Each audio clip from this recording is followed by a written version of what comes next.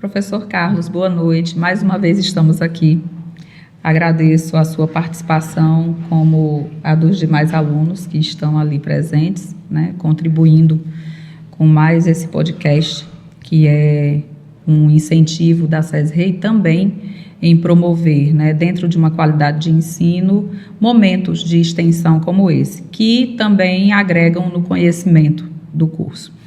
Professor Carlos, hoje nós vamos falar de um problema que eu acredito que é um problema social, um problema de saúde pública, um problema humanitário e um problema criminal. E a inquietação que eu já coloco existiu tragédia ou crime ambiental? Esse ano nós completaremos 10 anos da dita tragédia de Mariana. E aí não vamos falar ainda de Brumadinho, que foi depois, vamos falar da década de pessoas que tiveram familiares e histórias roubadas, familiares mortos, desaparecidos e tantos outros impactos que nós tivemos dentro, né, do meio ambiente, dentro de uma cidade, uma comunidade em que perdeu sua vida, sua história, sua memória. E aí eu deixo a pergunta para o senhor, né? Foi crime ou tragédia? Ou ambos? Na realidade, professor Lorena, inicialmente boa noite a todos, aos alunos da disciplina de Direito Ambiental. Eu acho que é um tema extremamente relevante, né? E um tema que você pode analisar sobre vários aspectos, né? Porque uma das características dessas tragédias ambientais, e eu vou responder a sua pergunta ao final, é que até a própria questão do estudo do meio ambiente, você nunca consegue estudar só sob um ponto de vista, né? Então, assim, é impossível em qualquer área do conhecimento, seja na engenharia, seja na área de humanas, que é a nossa, seja na área de saúde, você vê uma questão ambiental apenas sob uma ótica. Porque aí você tem aspectos sociais, você tem aspectos jurídicos, você tem aspectos técnicos de engenharia e principalmente jurídicos, né? A questão que é o tema maior aqui da palestra, que é a questão da responsabilidade por danos ambientais.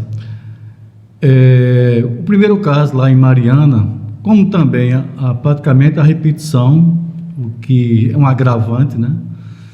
Que foi em Brumadinho. Mariana foi em novembro de 2015, portanto, vai completar 10 anos. Brumadinho foi em janeiro de 2019, portanto, há 6 anos.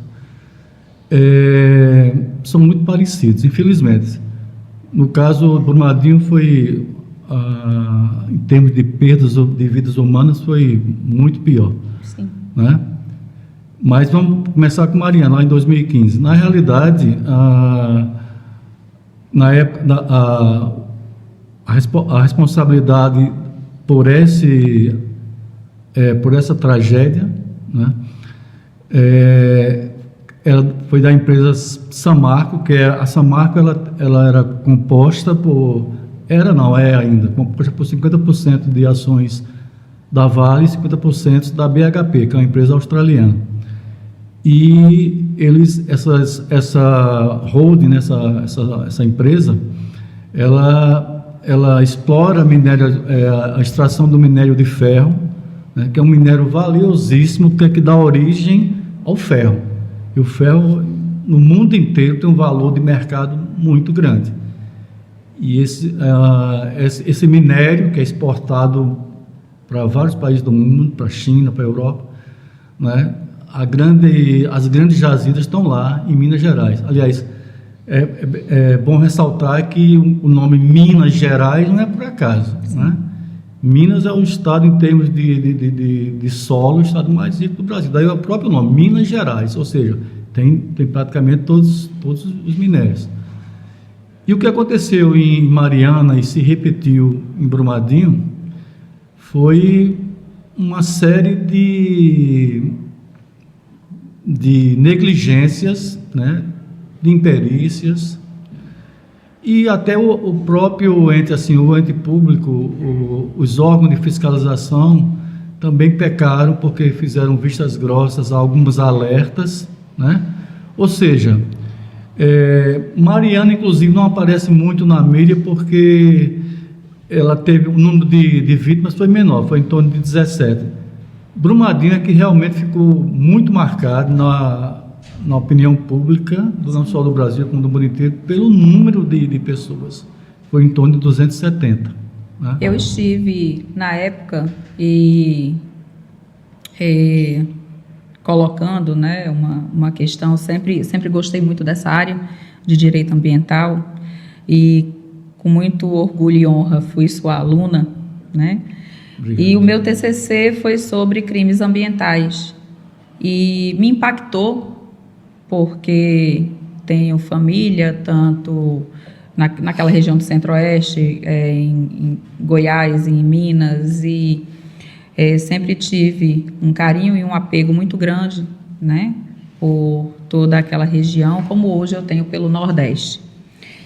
E na época, enquanto estudante do curso de Direito da SESREI, o que me orgulha muito também, eu resolvi estudar, pesquisar e escrever sobre esse crime ambiental e pegando os três, o Césio, que ocorreu também naquela região que foi em Goiânia, que foi por uma negligência também humana, tá?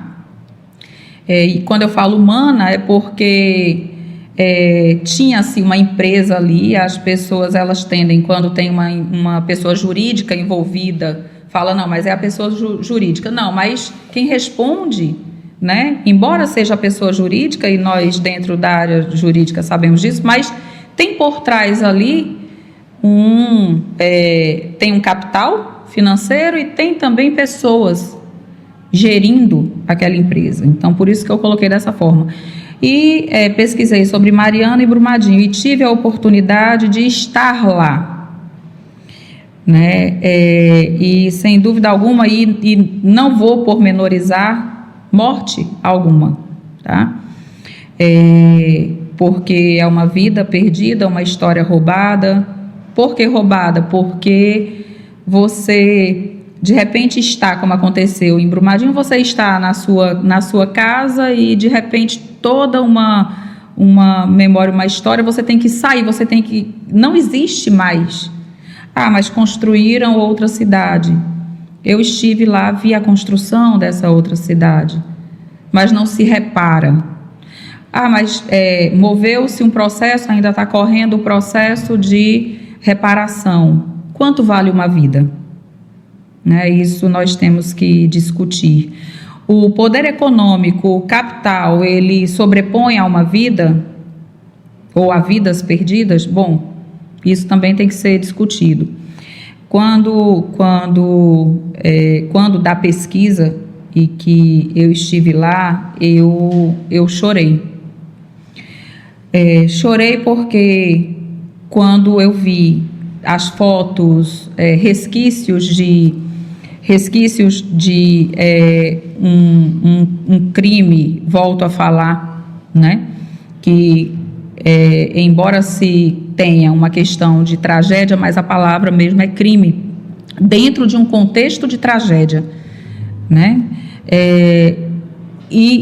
Era nítido a comoção das pessoas, e pessoas que ainda não tiveram os seus entes queridos devolvidos, para que você passe, é um luto eterno, foi o que eu senti lá. Toda a região vive um luto eterno, né? Processos correm, e já há 10 anos, como falamos aqui, e há 6 de Brumadinho, bem como o Césio também, que ainda corre processo, ainda tem resquícios. Então, quanto mais nós teremos que pagar, professor Carlos, dentro de uma visão, né, ambiental, dentro de uma visão que inclusive está lá na Agenda 2030, né, da ONU, dessa questão, dessa visão ambiental, que ela precisa ser integrada, que ela precisa ser respeitada, e de saber também que os recursos, eles não são infinitos. Isso aí restou claro, né, ao longo aí da construção da sociedade e da própria humanidade, porque o homem pensou até então que os recursos seriam infinitos e renováveis, né, e infinitamente renováveis, a exemplo da água, né, que nós temos problemas em várias regiões do país. Então, isso que o senhor colocou da questão da visibilidade e a importância que se tem em falar, sim, e não esquecer de Mariana, porque, embora Brumadinho, né, o impacto, a repercussão tenha sido maior, mas foi uma sequência, né? Quanto tempo depois? Menos de 4 anos, de uma tragédia que ela foi anunciada, de um crime que foi anunciado por conta da negligência, né, da imperícia, da imprudência, tudo baseado no poderio econômico e no ganho de capital. Eu queria acrescentar inclusive, assim, quando você entra no YouTube, tem muito material sobre ambas as tragédias, que são crimes ambientais, porque na realidade, nos dois casos, né, e talvez Brumadinho seja até um agravante, porque é aquela história, seria um crime continuado, um crime agravado. E da mesma empresa. Da mesma empresa, porque em Brumadinho foi só a Vale, né? Mas no caso de Mariana, a Vale tinha 50% da Samarco, da empresa Samarco. E me chamou muita atenção, até assim, eu tinha lido até um artigo recentemente e hoje eu tive curiosidade no YouTube e, por exemplo, no vídeos do ano passado, quando completou os 5 anos lá de Brumadinho, que a minha preocupação foi justamente saber como é que estava a situação lá em Brumadinho, né? E me chamou muita atenção, e tem um vídeo, inclusive, da BBC, né, que inclusive no YouTube, o título do vídeo é esse, né, é A Tragédia Anunciada, porque esse de Brumadinho, inclusive, além de estar se repetindo um crime que já tinha acontecido há menos de 3 anos, há documentos que comprovam que foram feitas alertas, né, tanto pelos órgãos ambientais, né, pelo órgão ambiental de Minas Gerais e do próprio município de Brumadinho, como também já se tinha, a Vale já tinha informações de que haveria necessidade de fazer um reforço urgente da barragem, porque, só para vocês entenderem assim, do que a gente está falando aqui, na realidade, assim, o que é essa barragem, né? Todo o processo de extração mineral, de minérios, ele tem um impacto ambiental grande. Se você pegar uma jazida aqui no Cariri, tem muita bauxita, que é utilizada aqui até numa empresa de Campina Grande. Mas qualquer processo, qualquer extração de minério do meio ambiente, ela causa um impacto ambiental elevado, porque normalmente esse minério ele não aflora no solo, não. Alguns até afloram, mas assim mesmo você tem que ir lá e quebrar a pedra, quando é o caso de turmalinas, mas a grande maioria ele está ali naquela massa de solo. O que é que se faz então? Qual é o processo? Água, se usa muita água. Então, nesse tipo específico de minério, que é o minério de ferro, é injetado uma grande quantidade de água naquele solo para separar o minério. E o que sobra, que não serve mais para nada, que é o chamado rejeito, né? E guarda isso aonde? Aí é que aparecem essas barragens de contenção daquele rejeito, que fica lá, em camadas, né? E praticamente todo aquele espaço ali, aquele meio ambiente, aqueles ecossistemas ali, eles desaparecem, né? Porque ali são metais pesados, né, que causam danos ao meio ambiente, e a animais e aos seres humanos. E essas barragens são várias, né? Essa de Brumadinho, que é mais recente, a que estourou, né, que foi a de número 1, e essas barragens, quando estouram, estão próximos de córregos, de rios rios afluentes de rios maiores. Então, o que aconteceu em Brumadinho, né, com esse estouro, né, da barragem, esse material são toneladas dessa lama. Isso é uma lama, né? Cerca de 62 bilhões. Milhões dessa bilhões lama. De toneladas. Que saíram levando tudo. Para vocês terem uma ideia, a velocidade média dessa onda de lama era 80 km por hora. Tanto assim, isso que a professora está dizendo, né, dessas 270 vítimas, que ainda hoje continuam os bombeiros tentando. Tem 2 que não foram identificadas, inclusive uma foi identificada esse ano. Identificada vivos, só assim, os restos, né, porque a força era tão grande que desses 270, apenas 1/3 das pessoas foram encontradas assim, intactas, né? Esses 2/3 aí, não. Pra vocês terem uma ideia da força dessa onda, né? Vamos dizer assim, que as imagens mostram que é como se fosse uma onda. E o que é que isso ocasionou? Porque vejam a dimensão do problema, que é como a professora está dizendo. Hoje se tem toda uma discussão, porque na realidade a gente viu isso em sala de aula, eu falei isso para vocês há uns 15 dias atrás. A responsabilidade por danos ambientais, ela tem uma característica interessante. Ela é de 3 ordens. Ela é administrativa, que são os órgãos de fiscalização, né, como o IBAMA, como o órgão do Estado lá de Minas Gerais, aqui da Paraíba, a SUDEMA. Ela é civil, que é a reparação do dano civil, dos danos causados às pessoas, às casas, morte de animais, e ela é criminal, né? Então, ela é de 3 ordens. Ela caminha nessas 3 áreas.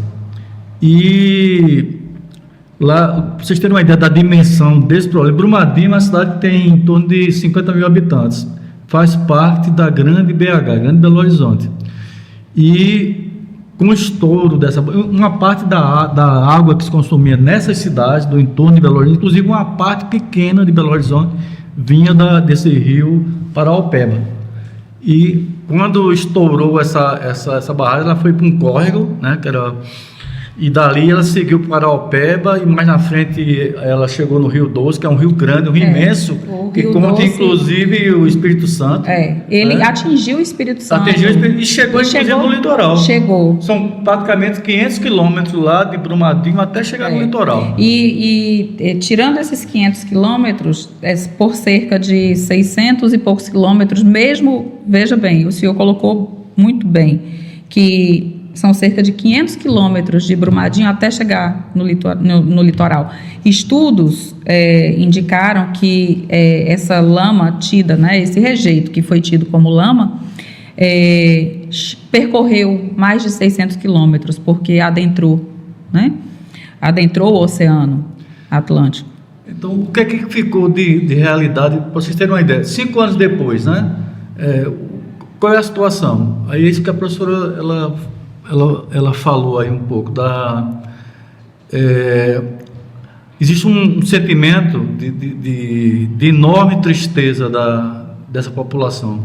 É um município pequeno, as pessoas nasciam, viviam e morriam ali, e não tinham interesse em sair dali, porque é uma região belíssima, é uma região inclusive é uma reserva, uma área que tinha até um parque ambiental, inclusive foi atingido, né? Tinha um museu do Inhotim, é o maior museu aberto do mundo, né? E essa lama, contendo materiais pesados, né, ela foi escorrendo, atingiu os cursos d'água, né, e aí já tem uma série de problemas, que muitos desses problemas, inclusive, o nosso conhecimento científico ainda não consegue saber os danos. É uma coisa de achismo. Assim, vai se perguntar, aquele ambiente natural vai se recuperar? Vai. Quanto tempo? Não se tem ideia. fora aquilo que não nos é fornecido enquanto informação, né? Exatamente, porque existe todo o interesse existe. aí, né, de negar informações, que isso resulta em provas judiciais, enfim, existe todo esse contexto de negação negativa de informação, inclusive dos próprios órgãos públicos que foram, de uma certa forma, assim, que precisam ser responsabilizados. Foram também negligentes, né, em determinadas situações, né, não agiram cobrando preventivamente, né? Então, assim, aí quem paga o preço maior? As pessoas, a parte mais frágil. Porque você, como a professora disse, ali você destruiu sonhos, destruiu vidas. Nesse vídeo que eu vi hoje, que é um vídeo da BBC, é um senhor, um rapaz na faixa de 40 anos, e ele falando do que era Brumadinho. Aí como era isso aqui, assim, isso aqui era uma beleza, uma cidade pequena, todo mundo conhecia todo mundo, as festas, a tradição cultural da região. E agora? Agora está tudo... essa tristeza que você está vendo aí. As pessoas perderam, não só por ter perdido os familiares, mas perderam muitas delas a fonte de renda. Sabe o que é isso? As pessoas viviam daquele meio ambiente. Aí você atinge agricultores, atinge pescadores, atinge até umas comunidades indígenas também. Ou seja, é uma tragédia que não consegue se medir e muito menos quantificar, né?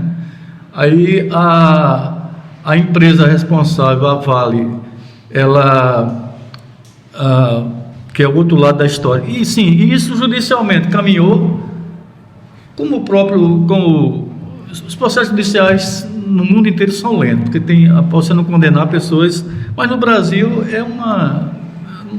no terceiro mundo é pior ainda. Os recursos, né? Os eternos recursos. E a protelação e a falta de resposta. Enfim, o que é que fica, vendo o vídeo lá, professor, eu vou terminar essa parte aqui, o que é que fica a gente assistindo o vídeo? As pessoas não tivemos a justiça. A justiça, mais uma vez, não veio para a gente, né? Muito embora tenha aquela coisa lá que está se pagando, acho que cerca de 100 mil pessoas recebem um salário mínimo, né, já dentro desses acordos do Ministério Público, mas o sentimento é de injustiça. A parte criminal não caminhou, né? E a parte civil está nessa lentidão. A parte administrativa, eu estou dizendo, as multas milionárias que se aplicaram, aí tem as fases dos recursos enfim, perder as pessoas. Sim, e um dos processos, né, no STF, na Suprema Corte, foi orçado mais ou menos em um pagamento de 170 bilhões. Só que esse valor vai para onde? Né, porque criou-se uma fundação, a Fundação Renova, que é quem está, né, à frente desse processo de reparação, e muito pouco é informado lá e dito pelas próprias pessoas. Tinha um processo correndo, né, em Londres, até mesmo por conta da outra empresa, né? Isso. E ainda assim se questiona essa reparação. Claro, a vida que foi perdida ou as vidas que foram perdidas, a história, ela não retorna. Mas quantas mais teremos que perder para que o ente público ele refaça, né, e revise aquela sua conduta, né, omissiva, e muitas vezes até podendo ser responsabilizado criminalmente, porque deveria. E nós sabemos também, né, o quanto é difícil responsabilizar um ente público dentro do nosso sistema judiciário, né? Você trouxe um tema interessante aqui. A Fundação Renova, eu estou até olhando aqui para ver se nós temos aqui na CESE um aluno, inclusive, dessa disciplina, que ele é funcionário é o Hugo. O Hugo está trabalhando, ele não está aqui não. O Hugo trabalha recentemente, inclusive, ele trabalha na Fundação Renova. A Fundação Renova, eu tive até a curiosidade, porque eu pensei que a Fundação Renova, inclusive, tivesse também acompanhando o caso do Brumadinho. Não está.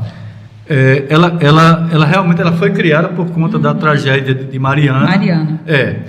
E vocês terem uma ideia, Mariana são 10 anos. E o Hugo me disse na última aula aqui, eu até pedi para ele falar alguma coisa para os alunos depois, Ele ainda hoje ele está recebendo documentos, né? Que o trabalho dele é de triagem, assim.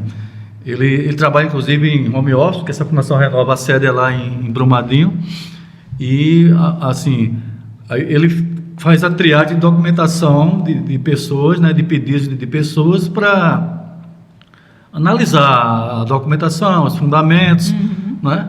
E só que no caso de Brumadinho, a Fundação Renova não atua.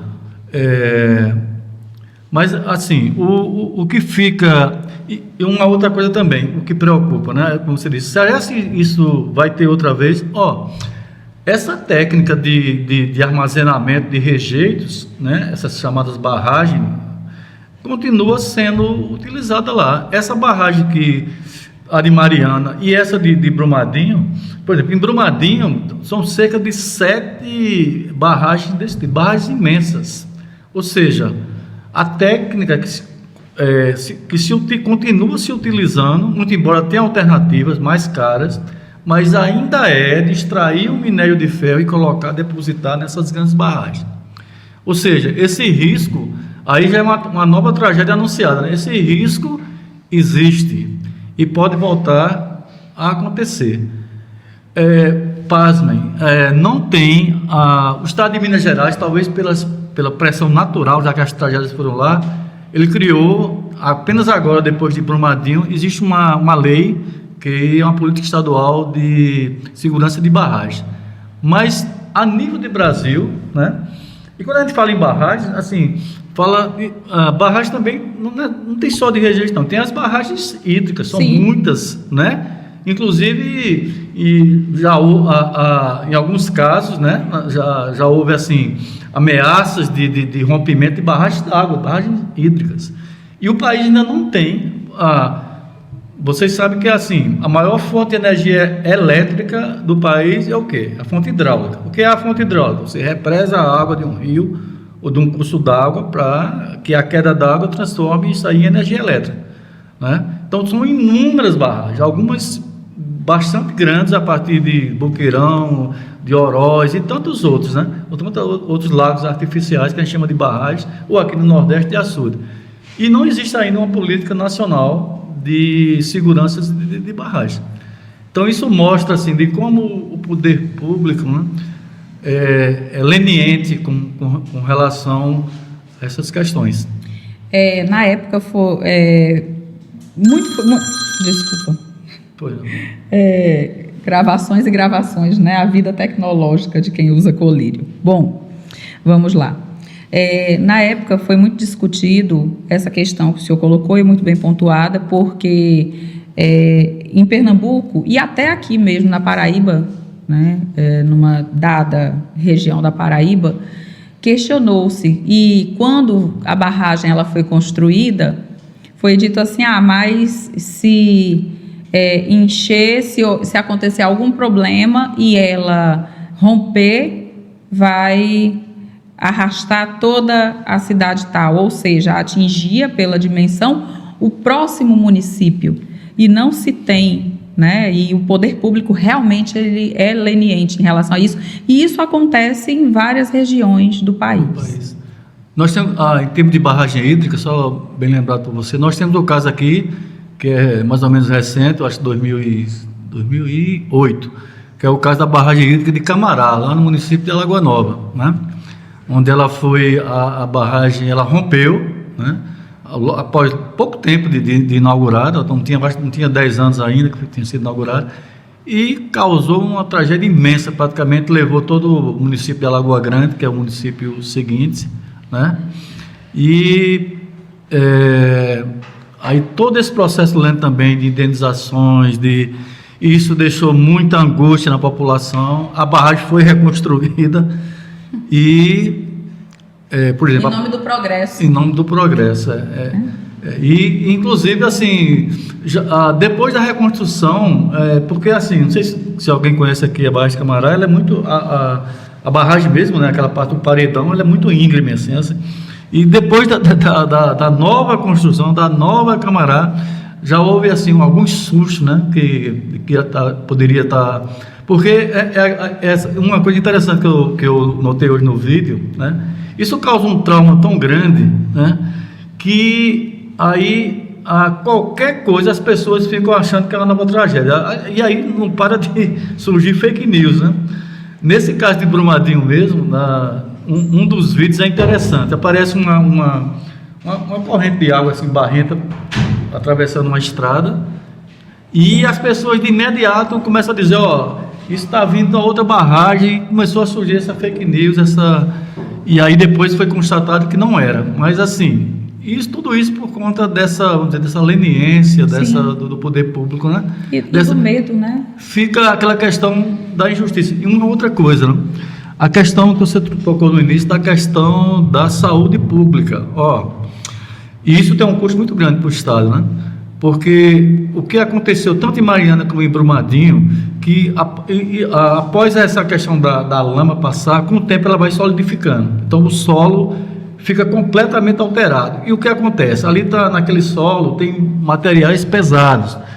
Quando seca e tem a poeira, então as pessoas começam a respirar, e já se tem, em termos de pesquisa, inclusive da universidade lá próximo de Brumadinho, casos, assim, um aumento expressivo de doenças respiratórias e também de doenças de mentais, né? De depressão e ansiedade, por conta de todo esse, quer dizer, é um verdadeiro crime ambiental, porque você alterou todo aquele ambiente, né? Que quando a gente fala ambiente, a gente fala também o ser humano, né? Tanto é que o artigo 225 da Constituição diz assim: todos têm direito a um meio ambiente equilibrado. Quer dizer, um meio ambiente equilibrado é o direito de terceira geração. Sim. É o direito que todo cidadão tem, porque sem esse meio ambiente equilibrado, ele não vai ter uma sadia qualidade de vida. É justamente o caput lá Então, após essa tragédia, né, aí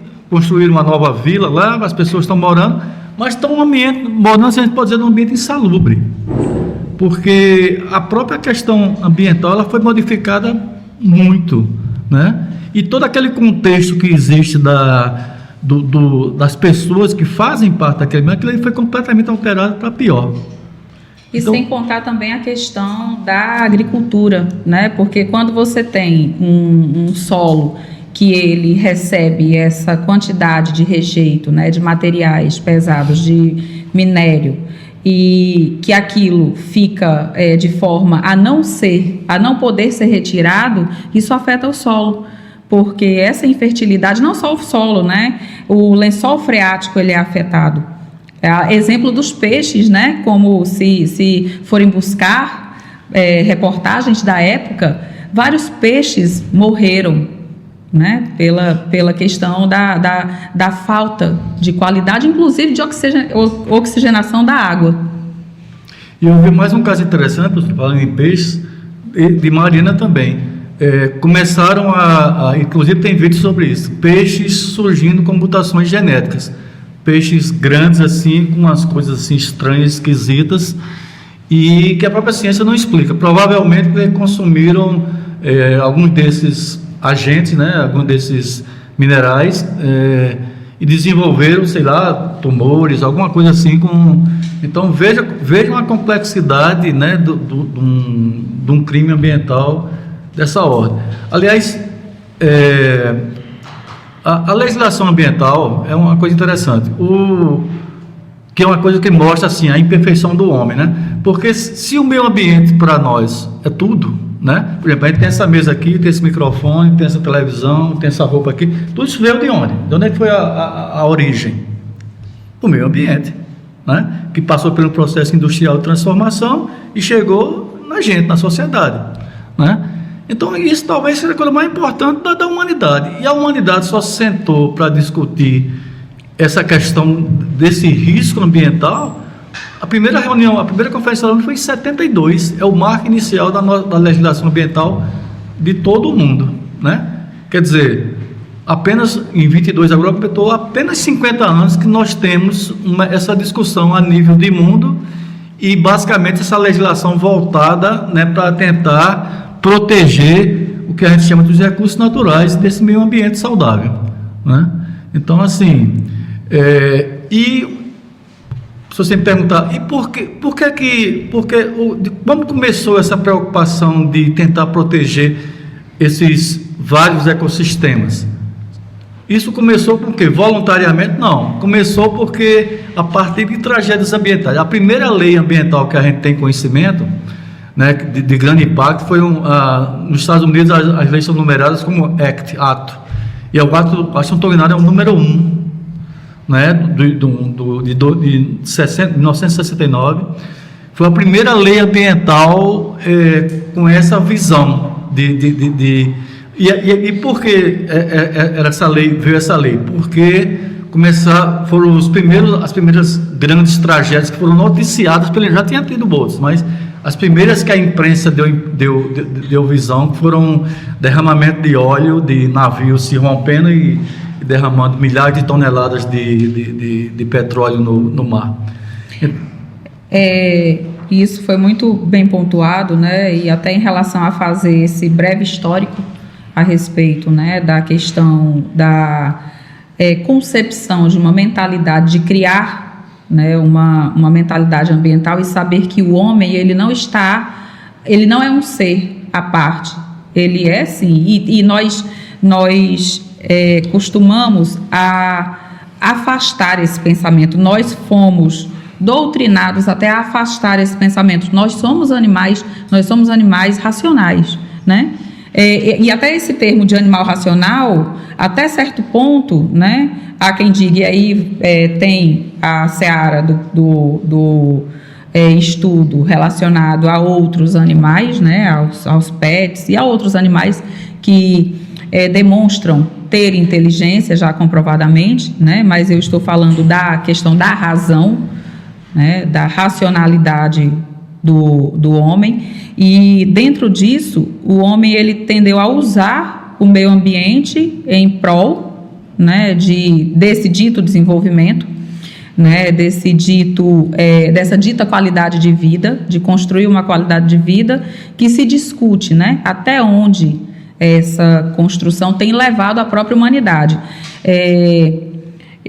Tem um livro bem interessante também de Rachel Carson, onde ela, que é uma bióloga, né, e ela coloca que ela passou e estudiosa também, e escritora, tem vários livros, ela passou a prestar atenção que ela viajava, né, sempre para um determinado local onde a família dela residia, e ela não via mais borboletas, nem pássaros. E hoje em dia, se nós formos atentar, né, nós também dificilmente vemos. O porquê? São coisas pequenas que a gente não tem a capacidade nesse mundo globalizado em que vivemos, né? E há que se diferenciar. Não estou falando de capital, estou falando do uso, da utilização dos recursos, né? E a finalidade dessa utilização, né? Quando não se discute, por exemplo, que uma barragem pode romper e pode destruir toda uma cidade e tirar vidas. Isso aí precisa ser discutido, né? De que forma está sendo usado esse tipo de recurso. Então, assim, pessoas que estão preocupadas, né? E dentro de academia é necessário que se tenha esse tipo de discussão, é necessário que se tenha essa conscientização, porque a gente sabe que para mudar uma realidade dentro de um sistema, né, de sociedade, a educação ela tem que agir como base, né? E é assim, e é por isso que nós trazemos temas importantes, né? E esse é um tema importantíssimo, porque o homem tem utilizado, o ser humano, não vou falar só do homem em si, até pela questão do gênero, o ser humano em si, ele tem utilizado de forma equivocada o meio, né? Edgar Morin, no livro dele A Via, o caminho para a humanidade, ele coloca que o homem ele tem utilizado tanto dos meios, ele é um livro que ele nos capítulos ele traz vários assuntos, tanto da educação, quanto da questão da economia, da globalização em si, da questão ambiental, e ele fala que é preciso desglobalizar para que possamos ter uma nova essência. E essa desglobalização não é um retorno, por exemplo, à questão de retrocesso que dizem de desenvolvimento tecnológico ou outras coisas mais, não. É pensar de uma forma, e não se fala mais, né, em questão de sustentabilidade em si, somente pura, porque viu-se que não tinha o efeito esperado, porque mesmo que você tenha, e é necessário que continue, né, tendo tanto cooperativas e incentivo do poder público para que se tenha reciclagem, para que se tenha meios, né, de mitigar a ação antrópica, a ação do ser humano, mas nós sabemos também que a própria reciclagem tem resíduos, produz resíduos. E para onde vai se nós vivemos num sistema fechado? Né? Porque o globo ele é fechado.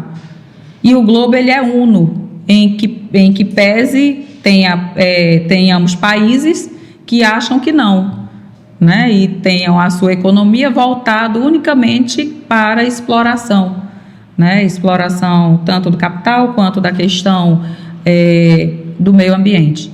Então, professor, eu vou deixar as últimas palavras com o senhor para que a gente possa finalizar. Teremos outros podcasts, né, dentro dessa concepção, dentro dessa área, né, de direito ambiental, porque é necessário conscientizar, é necessário que falemos, que não esquecemos, nós não podemos esquecer para que a gente possa evitar, né? Então, passo a palavra para o senhor.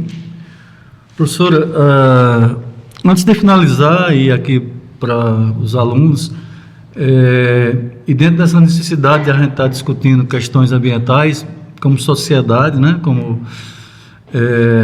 Eu acho que esse é o grande desafio da sociedade, né? E é por isso o direito ambiental e as leis, né, que fazem, ele entra como um mecanismo de freio dessa devastação. Eu sempre falo para os alunos que as leis ambientais, se fala muito a palavra racional. O que é racional? Toda ação humana tem um impacto ambiental, porque esse modelo de desenvolvimento que nós temos é no mundo inteiro, né?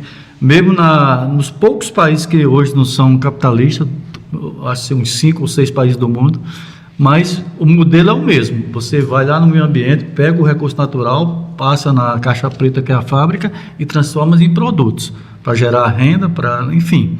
Esse modelo não tem como mudar. Então, o grande desafio da sociedade, e é por isso que surgem as conferências da ONU, e eu vou falar, inclusive, para terminar aqui, um importante que vai ter esse ano aqui no Brasil, esse é o grande desafio, é como suprir as necessidades de alimentos, de renda, né, de existência condigna de toda uma população que não para de crescer, né? O mundo já está com 8 bilhões e todas essas pessoas consumindo desse meio ambiente. Então, qual é o grande desafio? Para que serve a legislação ambiental? Tentar fazer com que isso seja da forma mais sustentável. A palavra bonita é essa, sustentável. Esse é o grande desafio. Isso tem funcionado. Na realidade, não como deveria ser, mas, e eu já falei isso em sala de aula, se não fosse essa legislação ambiental que a gente tem no Brasil e nos demais países do mundo, a situação seria muito pior. E aí eu vou entrar num tema para finalizar, e poderia ser até uma sugestão de um tema talvez do novo podcast. Agora, em novembro desse ano, nós vamos ter uma conferência, mais uma dessas da ONU, que inclusive essas conferências da ONU, elas servem a partir daquele pacto lá dos países, participam todos os países, são 193 países, mas 5 territórios que a ONU tem, fazem parte da ONU, e essas conferências, os países fazem pactos, né? Muitos deles não vêm sendo cumpridos, mas são renovados, né? E a partir daí se criam legislações ambientais em cada nação. Então, assim, são extremamente importantes, são fontes da legislação ambiental de países de todo o mundo. Agora, em novembro desse ano, nós vamos ter a COP30. A COP30 vai ser realizada em Belém. E é um marco significativo, porque essa COP, na verdade, a conferência, COP é da abreviatura de inglês, é Conferência das Partes, né? Essas partes são os países que participam. E é também conhecida como a reunião das mudanças climáticas, né? Que é um esforço mundial para se tentar reduzir a emissão de gases que causam aumento da temperatura, que a gente chama do efeito estufa, né? Que aí tem implicações na questão dos climas, do aumento desses desastres ambientais, como tempestades, inundações, furacões,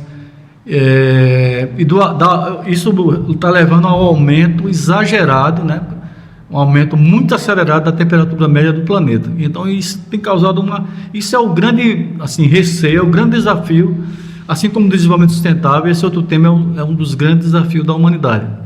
Essa conferência começou em 95, foi em Berlim a primeira, e a cada ano os países se sentam, vai mudando a cada ano, né? Nós já estamos na 30ª, e vai ser uma conferência muito importante. Então, a partir de início de novembro, essa conferência deve ser mais ou menos nos meados de novembro. O Brasil vai ser o centro mundial, né? Vai se ouvir muito falar isso na mídia local e na mídia internacional, porque os países vão sentar mais uma vez, todo ano eles fazem isso, né?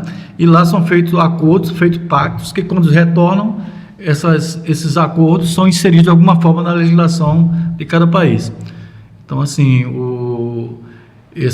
a COP30, que vai ser, e Belém também não é por acaso, né? Belém é a porta do ecossistema, um dos mais ricos do planeta. Daí toda a preocupação mundial com relação chama até de pulmão da humanidade, que é o ecossistema amazônico, que não é só brasileiro também, né? Ele passa um pouco lá para o Peru, para a Venezuela, mas é uma coisa assim riquíssima do ponto de vista do meio ambiente desse planeta, né? Ele é essencial, e até ele vem sofrendo com essa ação dizimatória, né? A questão das queimadas, e aí já entra outros interesses, né? Aquela região sofre muito, uma região imensa, é difícil de você fiscalizar, enfim. Então não é por acaso que o Brasil foi selecionado. Essas conferências a cada 10 anos ela tem um peso muito grande, né? Porque todo ano tem, mas a cada 10 anos normalmente são conferências que trazem temas mais relevantes.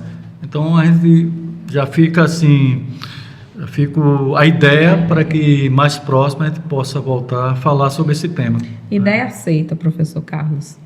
Gostaria de agradecer mais uma vez, vou lhe passar a palavra novamente, né? E realmente e agradecer a presença dos alunos também, temos que falar sobre essas questões e cobrar políticas públicas, né, dentro de uma situação em que o próprio caminho da humanidade, o próprio futuro também, ele precisa e ele depende dessas ações. Então, passo a palavra para o senhor.